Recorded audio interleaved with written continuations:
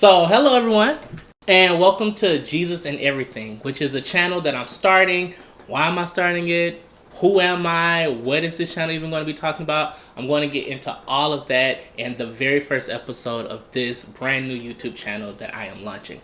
Super excited about it. I've never done anything like this before. This is something new and adventurous and really pushing me out of my comfort zone and pushing me in ways that I think I really enjoy being challenged by. And I hope that the content of this channel, that the information we talk about, how the perspectives that I'll be bringing to many of the social events really do the same thing to you that this YouTube channel is doing for me. Challenge our thinking, challenge our growth, and challenge who we are so that we can continue to show up and be our best selves in the world that we navigate. So, why am I starting this channel? Why Jesus and Everything? Honestly, I did not start the concept of Jesus and Everything. Ever since the Catholic Church has been doing indulgences, ever since the church has decided to use the Bible and theology and religion to justify colonialism and racism and the election of Donald Trump, Jesus and Everything has already been a thing. I am simply just bringing all of that into a clear focus by way of this YouTube channel.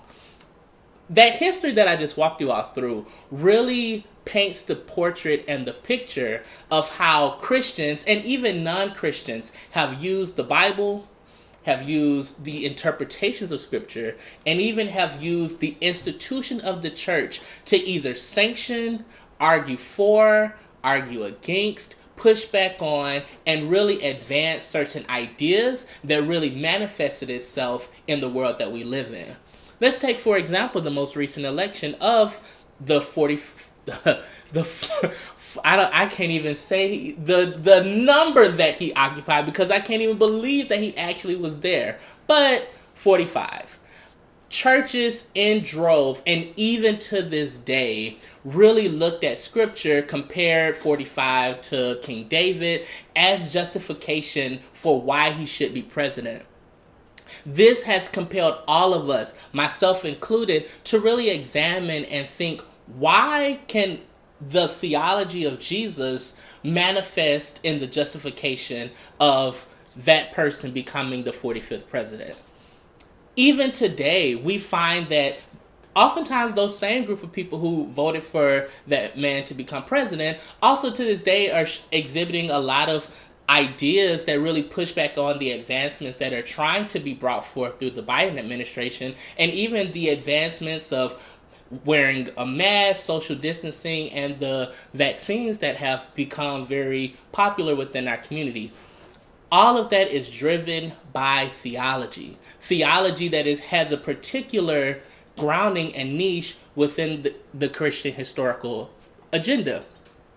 I am just using that particular political example as an example, but on this channel, we are just exploring Jesus in politics. We are also exploring Jesus in sex. We are also exploring Jesus and the church, Jesus in pop culture, Jesus and Marvel. I am a huge Marvel fan. I love Marvel. I am a very big fan of the universe. I have seen all the movies, read a few of the comics. I'm not even going to lie and say that I have read all of them, but I have a way of really thinking about the world, thinking about Marvel, thinking about sex work, particularly OnlyFans, thinking about politics, thinking about music, thinking about the conversations we have. Most recently, we were just talking about Lil Nas X and how Lil Nas X is out here doing a lap dance on the devil and taking the devil's crowns and really taking his horns. And what does that mean? And we saw the Christian church having all of their opinions, all of their perspectives, all of their ideas. You had folks over here on the very conservative perspective saying that Lil Nas X was out here dancing for the devil. And you had people on the very progressive wing saying Jesus was out here dancing not just on the devil or with the devil, but really slaying the devil. And what does that mean? Once again, we find that the Christian perspective has brought its way into popular culture, has brought its way into the realities of the world, and has really infiltrated even the conversations of people who do not identify as Christians. This channel really operates as a central repository of bringing those conversations to life. really just having like frank, meaningful, and real conversations about how religion, particularly the Christian church within the American project, has brought us to the world that we are in today. I invite you to subscribe, to like, comment, and engage in the conversation. I'm going to start off by just talking about something that has most recently happened within our world. The very infamous Derek Chauvin trial due to him murdering George Floyd. Last week, we saw something that in many ways can be considered unprecedented and very rare.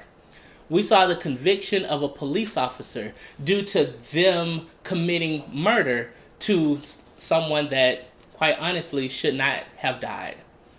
This is a conversation that America has been grappling with for generations, and most recently have been grappling with since the death of Trayvon Martin.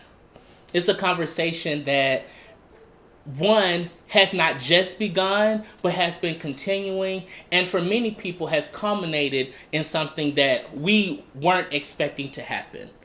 3 guilty verdicts. Once again, the churches from all over the Christian perspective came out to offer their particular perspectives. To offer perspectives of whether or not we need to burn down and completely destroy this American project, or to offer perspectives that says we still need to err on the side of supporting police, that we still need to err on the side of standing with those who serve and protect, or standing with those who are marginalized and pushed to the side. I, very frankly, very personally, and very candidly, stand on the side of those who are marginalized and oppressed, because in my reading of scripture, in my understanding of church history, and in my experience with Jesus for my own self, it is always a case where Jesus is on the side of the oppressed, where Jesus would have stood in that courtroom and argued the case for why George Floyd should still be alive. To argue the case for why Ma'Khia Bryant should still be alive. To argue the case for why every single one of those who died by police should still be alive. For why we should still have a Breonna Taylor. To argue why we should still have a Sandra Bland. To argue their case. I grew up in a very Southern and church boy household where we talked about Jesus being a lawyer in the courtroom. But my theology does not just leave me at talking about why Jesus would argue their case for why they should still be alive, but will indict this very country for why they died anyway. To look at how all of our systems and institutions are designed in ways that really perpetuate and really push us towards having marginalized, oppressed, and isolated communities. Communities where we have to argue over whether or not they should still be alive.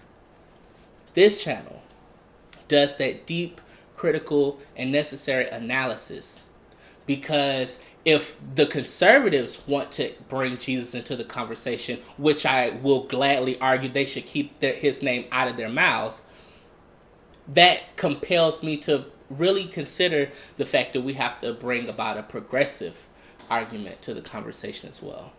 So, that's the channel. Once again, subscribe, comment, like, and engage, and look out for weekly posts where we think about the Christian perspective from a very progressive lens on many of the issues that we face within our day-to-day world. Thank you. Hello, beautiful people, and thank you for watching my very first video on this Jesus and Everything channel. My name is Deontez Wembley, and I'm excited to really launch this channel to talk about a variety of different subjects, all that I'm going to be talking to you about in this very first introduction. All I'm going to be talking to you all about in this very first intro video.